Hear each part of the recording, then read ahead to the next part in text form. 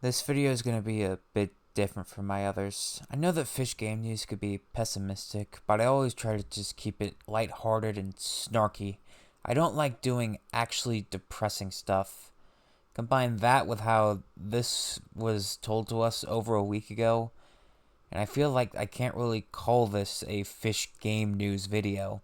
It's just a standard fish activation video.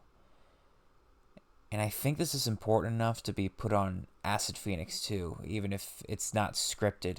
It just feels wrong for something this big to stick to the topical events and memes channel. This is a video that I never wanted to have to make. We are witnessing the death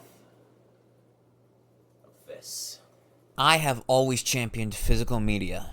And ever since 9 years ago, when I hacked my 3DS and realized I spent upwards of $100 on games that I could have gotten for free, I've gone by the creed of physical or piracy. Every shelf of mine is lined with physical games, movies, books, everything you can think of. Even in situations where you can get a better experience legally for free online, I'll still get the physical edition just to have it in my hands and on my shelf. And ever since Nintendo introduced the inbred deformed bastard child known as the Game Key card, and I found out that Xbox has been doing the exact same thing even earlier with their smart delivery, I've been having to stick with Sony for my physical video game fix. And now they're ending that too. I think just last year, I did a speech in public speaking on why you need to collect physical media. And now it's gone. Of course, I can't show you any of that footage from what I said because the college owns all of it. What is everyone's problem with people owning things? But while ownership definitely matters, especially seeing as how Sony robbed everyone of Terminator 2 even if they already bought it outright. Now what do we have here? That's not really the reason why I collect physical media. I collect it to keep myself on the ground and locked in with my purchases.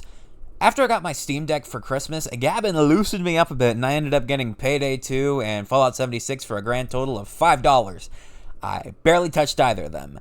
Meanwhile, earlier that year, I got Slitterhead on Prime Day. That game was absolutely terrible and I finished it. And I would have avoided the travesty that is Sonic Blast for the Game Gear like the plague if it wasn't the sole game on this Fisher-Price looking plug-and-play that I got at the thrift store for $4. The problem with digital games is that they don't exist. They're transient and permanent. Once you shut your system off, there's nothing there. This epidemic of people buying up games that they never play is because they're all digital. You have to log into your Steam account to look at them, and if you're doing that, you probably already have an idea of a game that you want to play, and it's not any of those. With a physical library, you can look at it without doing anything else and think, I haven't played that yet. With digital, you have to go out of your way to see what you've got, and before you know it, whoops, I've already logged in another 1,000 hours into Geometry Dash. I need these to stick with me. I don't even like Geometry Dash anymore. In fact, most of these weren't even my purchases. These were gifts. This is what I asked for. This is what I asked for my birthday and for Christmas. Without these, what am I going to ask for? Books? Perverted junk? I don't want to end up being like my sister, who's impossible to shop for because all she asks for is yarn. And it's not like it isn't obvious why they're doing this. You think the scumbags at Sony were the ones that signed off on selling Lost Aside Overstock at a solid 10 smackaroos? It's not even a year old yet! They want to lock you down to their ecosystem. It's their house, their rules. They don't want GameStop giving you a copy of Stranger of Paradise for $20. They don't want Amazon giving you a copy of Slitterhead with all the extra stuff like the art book and the CD for $40. They don't want you walking into a thrift store and finding a copy of Mafia Trilogy from Europe for $15. How the hell did this happen? They don't want you trading off your games with friends and family. Wait, what do you mean this is an official video?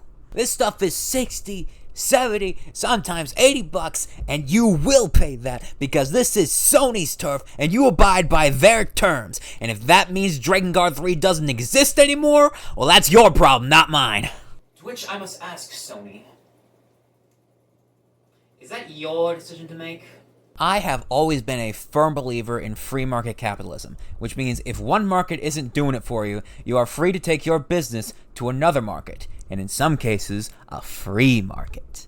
The creed isn't physical forever. The creed is physical or piracy. And I have gotten a lot of mileage out of pirating stuff. I have pirated indie games the day that they've come out. I've bought bootlegs fully knowing that they are bootlegs. I defend generative AI. As long as you disclose it's being used. And no, it is not art. Piracy has been a part of me ever since my formative years with NeoGamma and ZSNES, and I've never seen any moral issues with it. You'll never see me paying for a streaming service thanks to Stremio, and until earlier this year, all of my videos have been edited on a cracked version of NCH VideoPad. And all this footage of Descent that you've been seeing, I don't own it. I grabbed the files off the Internet Archive. As much as it hurts me to say, I always knew that this was eventually going to happen. Physical media would go the way of the dodo. And I knew that when that happened, I would jump ship from consoles, move strictly to PC, and sail the high seas for the rest of my life. Yo-ho! And even without the option of crime, there's really no reason to stick with consoles over PCs once physical media goes away. Sure, PC is more expensive from the start, but after that, it's there forever. At most, you'll have to upgrade other parts of it. Backwards compatibility goes all the way back to the beginning of computers themselves if you know where to go. Online play is completely free. You don't need a subscription unless it's an MMO. You could just go. Steam sales are absolutely wicked. They are so insane that they basically turned my physical or piracy creed into little more than a suggestion. And here's the big thing. Physical games still exist on PC. They're nothing crazy, but if you can go into any Walmart, you'll probably find Fallout 4, Battlefield Bikini Bottom Rehydrated, Civilization 6, and like 1,000,001 Find the Hidden Object games readily available on PC physically. And Fangamer is still selling physical copies of Hollow Knight on PC. Not Silksong, but the original Hollow Knight. Undertale is out of stock. And mark my words, in the unlikely event that Impulse gets finished before the heat death of the universe, I will have physical copies available for sale. Even if I have to burn them myself, Sharpie on the logo like it's a bootleg, and I can only sell like 20 of them a week, I will have them. So, goodbye Nintendo, goodbye Sony. I can't exactly say goodbye Microsoft until I get Arch Linux to output to my TV. And Gavin, don't expect much from me. Voices 38, ahoy! But the problem is, if I do just stick to PC and pirate everything, I already don't like where the video game industry is heading, with nothing but FPSs, Souls-likes, and now somehow turn-based RPGs coming back. And with Final Fantasy VII Rebirth and Ninja Gaiden 4 selling way under expectations, I'm worried that my favorite genre, the character action game, is going to just crumble to dust.